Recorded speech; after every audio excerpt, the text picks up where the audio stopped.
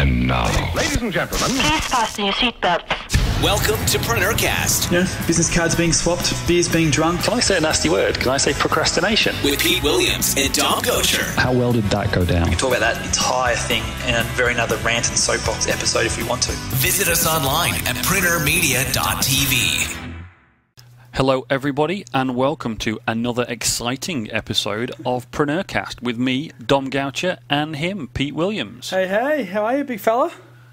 Good, good. Awesome. Hopefully all is well over there. There's anything to report immediately at the front of the show? Or Just baby bumps, which is all exciting. Hey. Yeah, so that's all good. Other than that, just same old, slowly trying to take over the world. Yeah, I was going to say, you say same old, but really it's not that trivial, is it? I mean, for example, I noticed on Audible this week that you, one of our favourite little sites, that you have a little announcement. Yeah, it's very cool. One of a few books that are going to be released on their Audible platform over the next few months has been released, and that's the audiobook version of Media Strategies for Internet Marketers. So that audio version is now available to download. It's the first time the audio book's been available. It's not available anywhere else right now except for Audible. So if anyone's interested, you can definitely go over to audible.com. I think they're going to be releasing it on Amazon and syndicating that very shortly there. But you can get it at audible.com, and I think being a sponsor of the show, you obviously have the opportunity to get it for free, which is pretty cool. Yeah, that's right. If as a PreneurCast listener, if you go to audibletrial.com, that's audibletrial.com/PreneurCast, then you get the offer of a free download as part of a trial membership. So you could, if you haven't already signed up, pop over to audibletrial.com/PreneurCast, sign up and choose Media Strategies for Internet Marketers as your free download. So that's quite a good tip, because that book's available. It's not just available on Audible, is it? No. There's the print version that's available, on Amazon, and there's the ebook Kindle version. There's a Nook version. It's available in all sort of good online book retailers in ebook format and print format. But this is the audio version, which is kind of cool. So look at you taking over the world, one format at a time. Well, it's one of those things that I guess it would be really strange of me when I speak about Audible and my love for that service and how I devour so many books from them and so many books in audio format. It would be very weird for me not to actually produce my own books or have them produced, probably a better term, in audio format. So kind of had to be done. Absolutely, and I mean, this is something that we absolutely believe in, which is that we walk the walk. If we talk about something, it's because we do it, rather than that we've heard about it and think it might be a cool idea. We do it first and let everybody else know that it's okay, rather than let everybody else find it out for us. Yep. I heard this really cool saying on that though. I heard this really cool saying the other day, and I'm probably going to screw it up as I often do, but it was something along the lines of, you wouldn't go to a seafood restaurant and order steak. So why go to a business coach that never actually runs or has run a business? All right, I'm working that one out. Well, you wouldn't go. I think it's like you wouldn't go to a seafood restaurant to order steak, because you go to a seafood restaurant. If you want a steak, you go to a steak restaurant, because that's what they specialize in. That's what they do. And if you go for a business coach, you want to go from a business consultant or get advice from a business, advisor or guru or whatever the term might be, from someone who actually runs real world businesses like you do. Because there's so many people out there sort of talking about marketing, and the only business they've ever run is a business on teaching people how to make money by teaching people how to make money. Yeah, absolutely. I mean, I understand, but I think that might be what my old English teacher would call a bit of a mixed metaphor. Yeah, see, it was much more articulate when I heard it the first time. I'll try and find the original quote and we'll put it in the show notes. Let's do that. Okay, I'm moving quickly on. All right, so this week, believe it or not, I have something that I want to talk about. It's a little something from my past. You very often bring things in from your past, things that you've learned, amazingly, in your few years. But this is something from I remember this from one of my earliest days working for Xerox, actually. And this is something that came from one of my managers. And he used to talk about it. I'm going to talk about it originally in the context that it came from. And then I'm going to map it to a more kind of current issue that I've been seeing.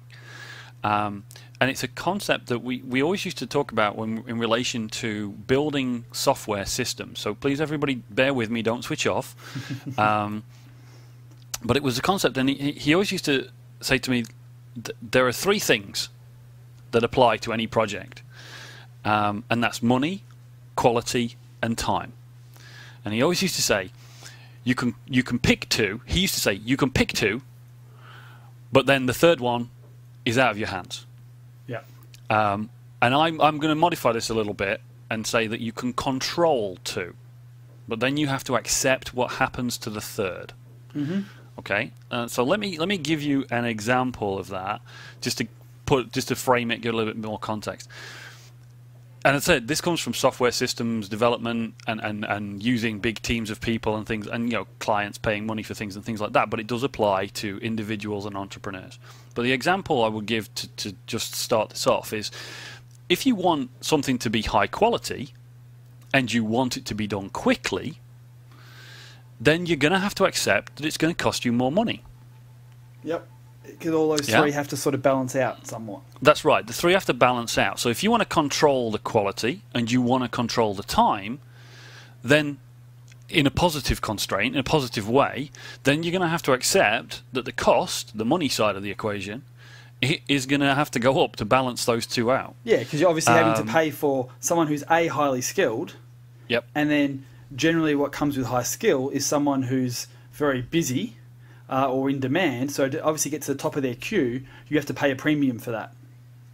That's right. And also the high skill brings to bear against those other two factors. If you want high quality and it done quickly, well, the higher the skill that someone has, the higher the quality of job you should get from them, and also the higher the skill they have, the more efficient they are in doing that job, so the more quickly it will get done. Mm-hmm. But highly skilled professional people cost more money. Simple as that. So that's a good real-world example of somebody trying to get something done within these three constraints. But let's move the equation around a bit. If you want high quality and you don't want to pay a lot of money, then you're going to have to accept that it might take a bit longer. Yeah, because you'll be the person who gets done in the downtime. So, for example, yes, you might go to the same person, but without the same sense of urgency. So in order to pay slightly less, you'll do them a deal and say, look, just get it done for me when you can. But you might also maybe hire somebody less skilled. So maybe it takes a few more times round the review loop. Maybe they don't get it right the first time. Maybe they're just not that efficient. Yeah. All these things because you're not prepared to pay as much money. Yeah, I think it's that point we'll probably come back to a bit more later in the show today. Absolutely. I mean, this is it. This is something that is from. This is quite scary. This is something that's probably 15 years old in terms of a concept that I learned a long time ago. Well, I think it's also termed the project management triangle. I think that's how in my textbook world, I've sort of heard of it described as that. So people may have heard of it with that sort of term. Yeah, it's absolutely not a new concept. I haven't done any research on where it came from. I just remember it from a particular guy, and I'm actually going to call out and say the guy's name was Tim. He was probably my first real full-time manager when I worked at Xerox, and he was a well-read guy like yourself. And I'm sure it's an age-old project management principle, but it's I'm not looking at it. It's not the project management aspect that brought it to my mind, and I'm going to bring it home in a minute with this. But the third example, because these three examples are all important regardless. If everybody switches off at the end of these three examples, hopefully they've still learned something. So we started with, if you want high quality, you want it quickly, you're going to have to accept it's going to cost money. If you want high quality and you want a reduced cost, then you're going to have to accept it might take longer. And the last one is, if you want it quickly at a reduced cost, then quality is going to suffer. Of course, you're going to find someone who's not really highly skilled, who has spare time, who can do it for you on the cheap. And obviously that's going to mean poor quality. Yeah. And all three of our real-world examples there, and the things that you brought to bear, those examples, are about how much money you're willing to pay to buy a particular quality of service. Yeah. But that's not necessarily the only application of this principle, and that's why I want to talk about it. Yeah, and I think that's great, because I think most people, when they've termed or heard these sort of, this triangle before, they've seen it in the context of design work or project management. But obviously, where you want to take this and where I think the discussion should go is somewhere completely different. So let's absolutely go there. Yeah. So just to clarify, I mean, it does come from that world. It comes from a software engineering or project management world. So the example, or even design work world. So all those examples are applicable, and it matters. And everyone should pay attention to it from that point of view. That if you're hiring or spending money on a skill or a resource, then that equation is very important to pay attention to. You should be prepared to accept one of those three situations. But it doesn't have to only apply to that. And the one that I want to talk about today, and I'm not going to go on about it, maybe this show might be a little bit shorter than usual because it's a very clear point, is not the money aspect, but it's the time aspect. Mm-hmm. Okay, this is one of the things I want to bring to the front, because time doesn't have to be the elapsed time to get the job done. Okay. Which is what, in those original examples, it was. It was like, look, I want this built by then, so I maybe need to spend more money to get a higher skilled person to keep the quality, or I need to spend more money to get more people to work on it at the same time, or whatever. And that will affect the elapsed time from now to when the job's finished. But if you look at this more from an entrepreneurial point of view, it might not just be the elapsed time. Maybe it's the time that an individual member of your team spends on the job, or even how much time or effort you personally put into that job. And this is a big topic that we've talked about a lot individually, you and I, over the last few months, and it's contributed quite a lot to a big project that we're working on right now, that we'll talk about again, I'm sure, soon. But the amount of effort and time that you as an individual put into something is a big issue to an entrepreneur. Absolutely. Yeah. A lot of people get into this trap, and this is a secondary issue, but they get into this trap of doing everything themselves or spending a lot of time on something that they don't necessarily need to spend time on. And that's something that gets ignored. So I want to bring the attention back to that. Okay. And so, I mean, I don't know, is that what you thought I was going with this? Yeah, no, absolutely. Can you give more of an example of sort of a real world, like how this applies in an actual example that's kind of tangible? Yeah, a classic example, which is something that that you yourself speak to a lot, which is hiring people, hiring out taskers or even outsourcers that are going to become a member of your freelancers and that kind of thing. Even internal staff. Even internal staff, yeah. And you talk about hiring for attitude and training for skill. Yep. Okay.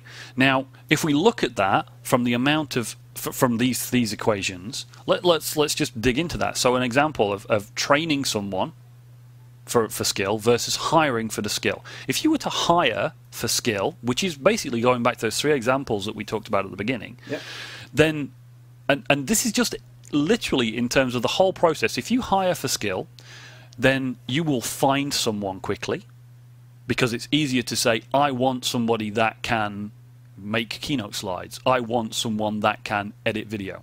Mm-hmm. Yeah. The jobs will get done quickly, literally, because they're more proficient at the job. So they're going to come in ready to roll. They're going to come in ready to roll. Yep. So literally your project will start sooner. Each individual job that gets done will finish sooner. Yeah? Yep.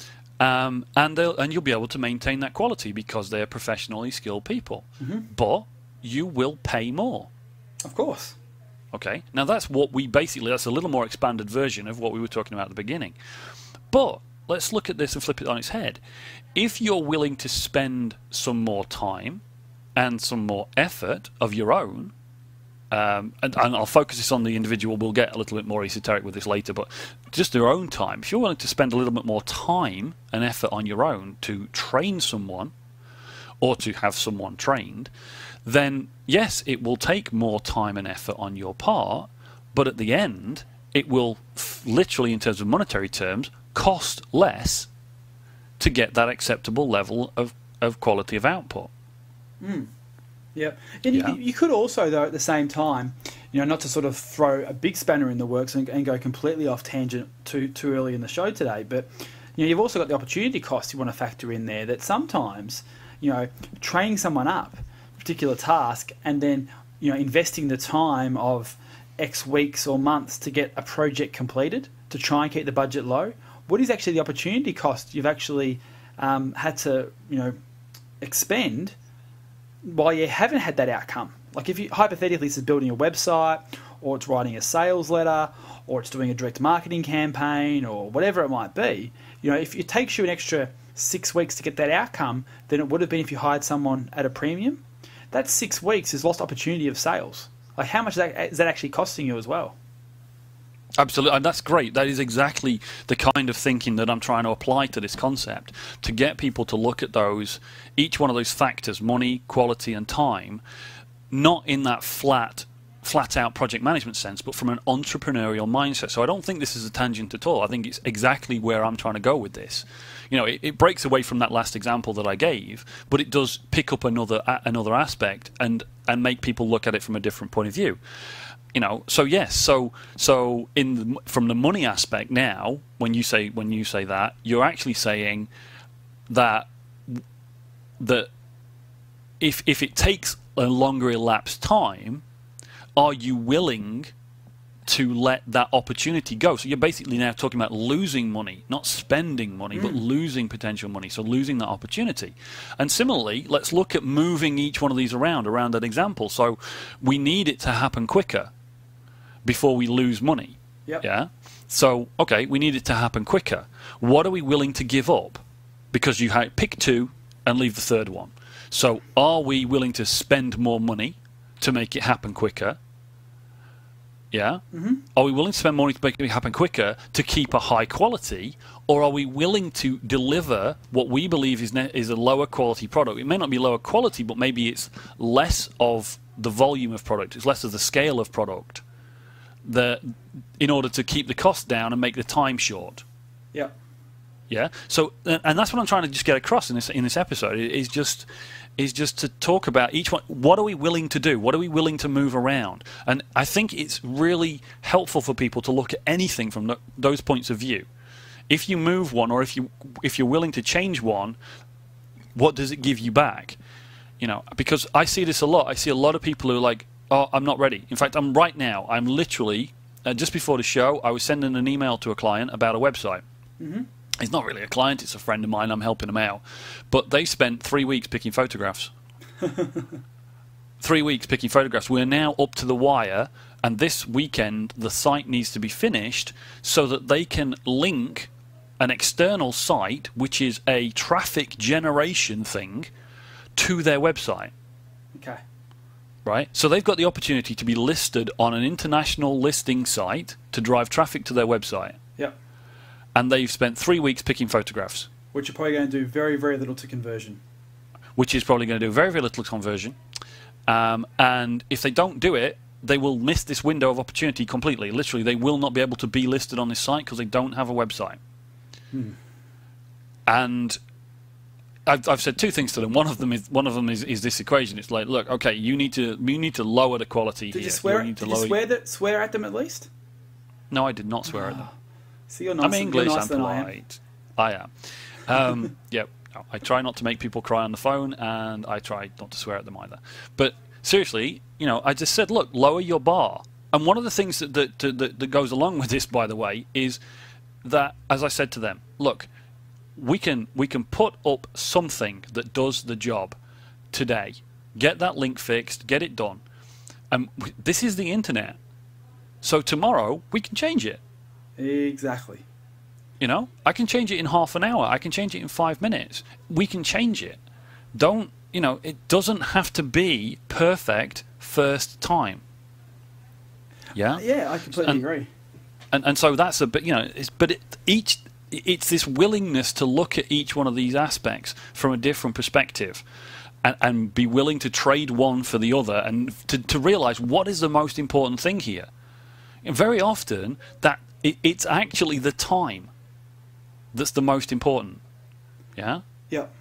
In terms of making money, it's very often the actual time to implementation. That's your example. The little tangent we're currently on is about time to implementation. It's the opportunity and the cost of missing that opportunity, or being there when that opportunity is ripe and being ready for it.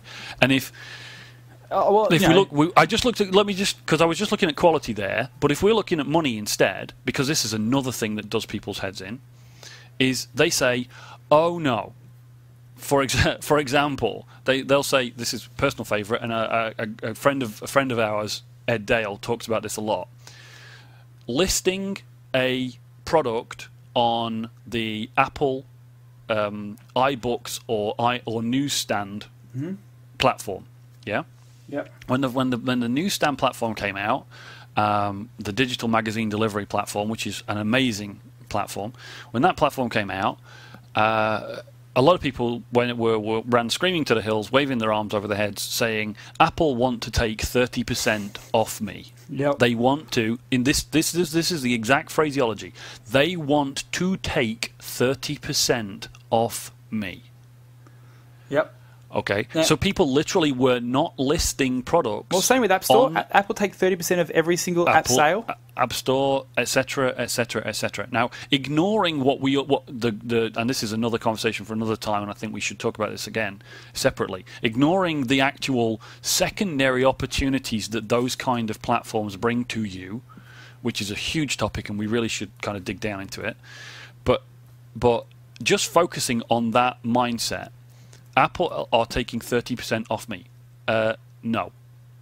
Apple are giving you a massive user base in a relatively small marketplace of competition, and they have the credit card details and instant payment capability for every single one of these people. So anybody that sees your product can click a button, and very often, other than clicking a box saying, yes, I actually did want to buy that, that's it. That's all it takes for them to buy your product. Now, as Ed says, I would happily give 30% all day long and twice on Sundays to anybody that could bring me that kind of business opportunity. Yep. And it's just looking at things from a different point of view, and that money thing holds so many people up. Yeah? Yep. As my fax machine goes up in the background. Sorry, guys. Didn't hear a thing. Well, thanks for pointing that out. Yeah. Something. Go on. Sorry to go back a little bit what you were talking about before, because there's a lot I can say about that Apple thing, and we'll definitely do that in an upcoming episode in the next couple of weeks, because there's definitely some bullet points I just wrote down on my pad then that I want to address in that episode. But to go back to a point you made before, and a great saying that money follows speed of implementation. And, so money is going to follow speed of implementation. And what that means is, as you were saying, is that the quicker you get something actually done and dusted, the quicker you're going to actually have money coming into your business. And this is really the internet marketer, opportunity seeker mentality versus an entrepreneur.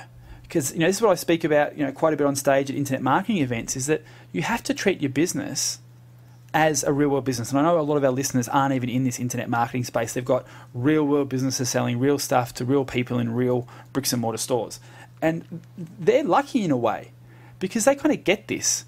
If you own a telecommunications company, you install phone systems, you realize that you're not going to be the one who's going to go and work out how to do window signage and put signage on the front of your retail store.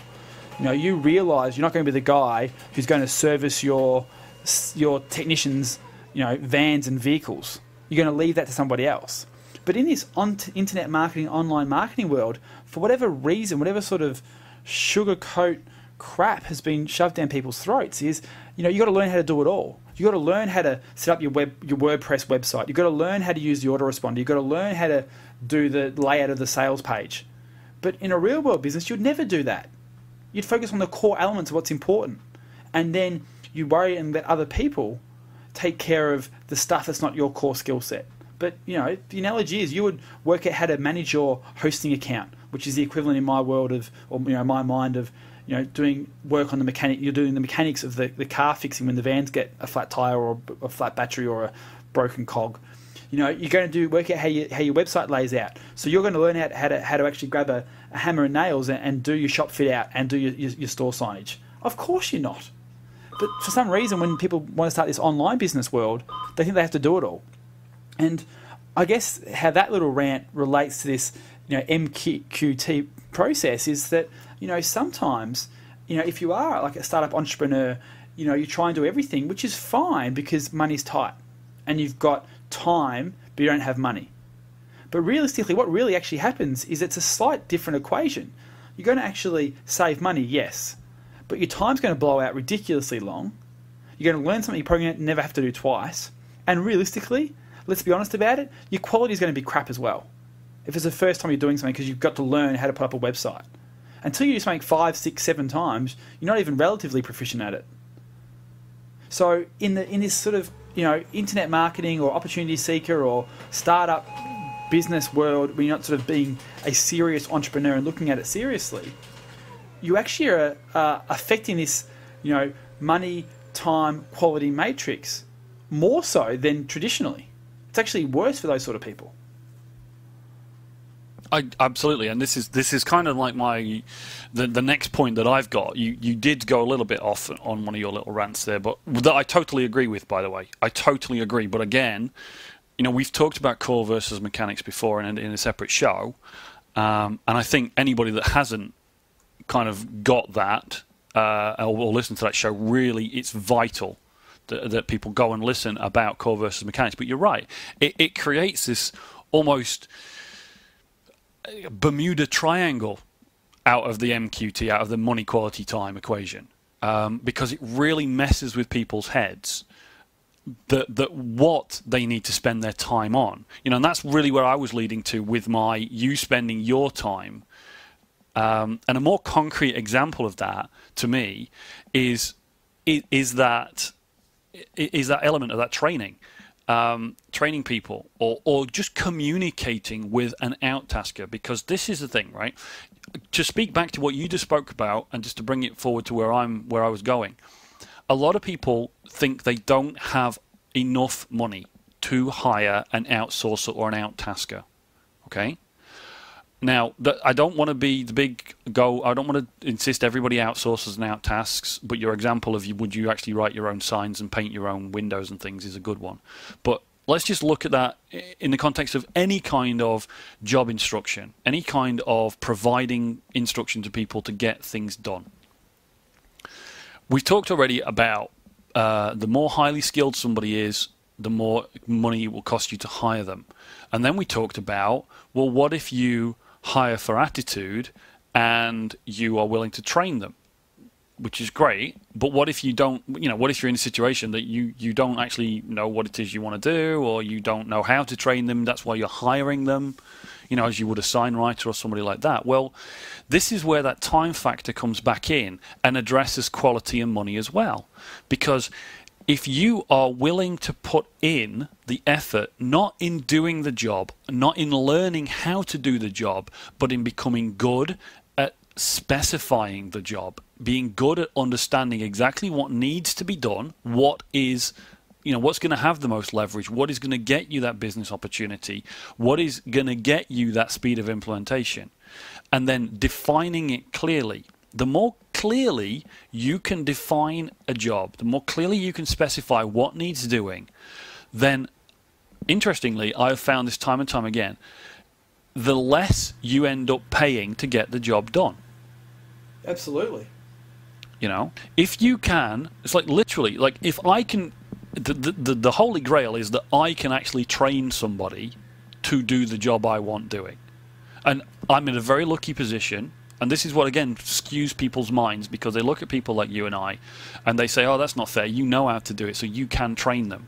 And I'm actually not talking about that, but let's start at that end of the scale.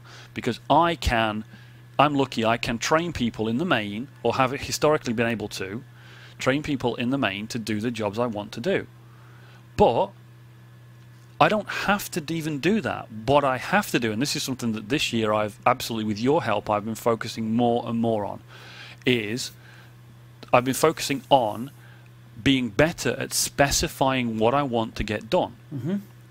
Because that is just as powerful, in fact possibly more powerful, because when you get good at specifying what you want to do, then you're not leaving it to the experience and knowledge of the person you're hiring to interpret what you're saying, to come up with options, to give you a call, you know, all these different things that you actually get from people that you pay a lot of money to.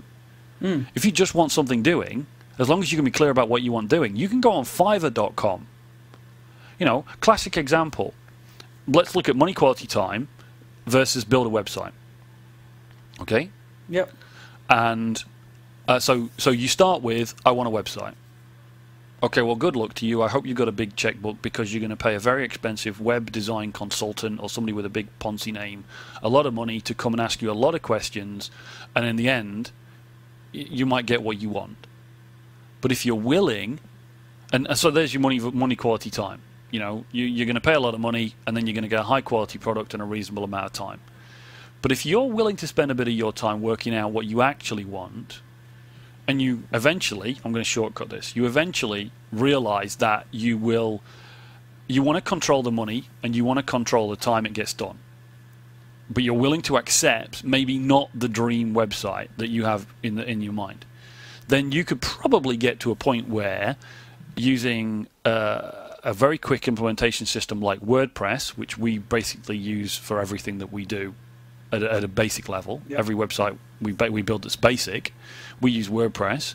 And WordPress has this concept called themes, which is basically where it's like putting clothes on a Barbie doll. A theme it literally it is, isn't it? I love it. That is so. Yeah? That is the analogy. Yeah. It literally is putting clothes on a Barbie doll, or an outfit on a G.I. Joe or whatever. You literally have this basic object, and you flick through, and you go, "Ooh, I like that outfit," and you take it off the rack and you put it on, and that's how you make a design fit a WordPress site. Yeah, it literally is just like clothes, an outfit on a Barbie doll. It's funny because when you say outfit on a Barbie doll, the first thing that comes to my mind is that scene out of Clueless, where Alicia Silverstone's going through her closet on a computer and then picking the outfit. Yep. What does it say about both of us? I'm nodding, but I've never seen that film, so I'm going to leave you hanging with that one and carry on with my example. Hang on. So you've seen The Princess Bride, but you haven't seen Clueless. Yes. Oh, dude. Can everyone chip in and just send donations to support at PreneurGroup.com, and we'll chip in and buy you the DVD together. Be all of that $6. Thank you for that. I appreciate your concern about my cultural breadth. Meanwhile, back to the example. I had the biggest crush on her. Oh. So, money, quality, time. You're willing to accept that this is not your dream website, but it needs to get done, and you haven't got a lot of money. Okay, if you can define that that you can base what you want off of a WordPress engine, and that you can pick basically a theme, which very often, by the way, these outfits for your website are free. By the way, then suddenly you can go on Fiverr.com. That's Fiverr.com, Fiverr.com, where people will do pretty much anything for $5. And you can look for somebody who installs WordPress websites and go, I want a WordPress website with this theme. It'll cost you $5. Absolutely. Now, please, anybody, tell me. Please, tell me you have $5. Tell me you can turn around and walk back out of Starbucks this morning. Okay? Don't open the door, or don't do anything. Well, the real question is really, if you can't afford $5, what are you even doing trying to start a business? Let's be completely transparent about it. And this wraps right back to and I'm going to go there with that, by the way, because I went a little bit tangent with my WordPress example. But this is my point: is that just by being willing to lessen your initial quality, you can meet your speed of implementation. And this is a secondary issue, and this is joining the 30% of Apple, your perspective of Apple taking 30% off you or whatever, right? And that is this: a business is where you see an opportunity. Now, that opportunity, as far as I'm concerned, had better have a dollar value. Otherwise, it's not a business opportunity. It's just a hobby. Yep. Okay, so you see a dollar value. Now, if you see a dollar value and you have a plan to get that dollar, that means that you should be able to map an amount of money and a reasonable attitude towards quality and time back to this project. So, if your project is not going to pay you $5, then, yeah, it's not a business. If it is going to pay you $5 or $50 or $500, as long as you get going and get moving and use your personal time, not focusing on learning about websites, learning about color schemes, learning about images, Photoshop to upload pictures and all that stuff. If you spend your time defining the business plan, looking for the opportunity, planning the marketing, and putting that core value into that business, then really, seriously, you know, $5 or $50 or even $500 for a website, as long as it's the right thing, it's not, you're not spending money, you're just literally investing that money in that opportunity. And this is really, this whole thing is I want people to stand back. I want people to look at each one of these things: money, quality, time, MQT. Okay? Look at your attitude to each one of these in the context of a business, in the context of being an entrepreneur, in the context of your time, your product, your business, and look at which two matter the most and what you can do about that third one, just to get, as Pete says, and I think that money follows speed of implementation. Yeah? Get yourself implemented. Stop stopping yourself because of the money, or stop stopping yourself because of the time, or stop stopping yourself because of the quality. Yeah? Yep. Could not agree more. Okay, so that is my action point for the week. Is look at MQT, look at money, quality, and time. Look at how one of those things is holding you up, and look at the other two aspects, and look at which one you're willing to move on, or look at how you can rearrange this equation to your benefit. Yeah. Love it. All right. Awesome. Okay, folks, went on a little bit longer than I expected. I really thought it was going to be a short one. But hopefully people have found some value. As always, folks, please drop us some feedback. Either on iTunes, our personal favourite. We love iTunes comments in the various iTunes stores around the world. Pop over to PreneurMedia.tv, where you will find all the shows, all the show notes, and even transcripts of all the shows. So in whatever format you like to consume things, you can consume this podcast over at PreneurMedia.tv. You can also leave us a comment on each episode there, and or on the email, which is PreneurCast@PreneurGroup.com. That'll work. See you guys next week. Yep. See you guys next week. You've been enjoying another fine episode of PreneurCast with Pete Williams and Dom Gosher. Make sure to hang out with the boys online at PreneurMedia.tv or drop them a line via PreneurCast@PreneurGroup.com.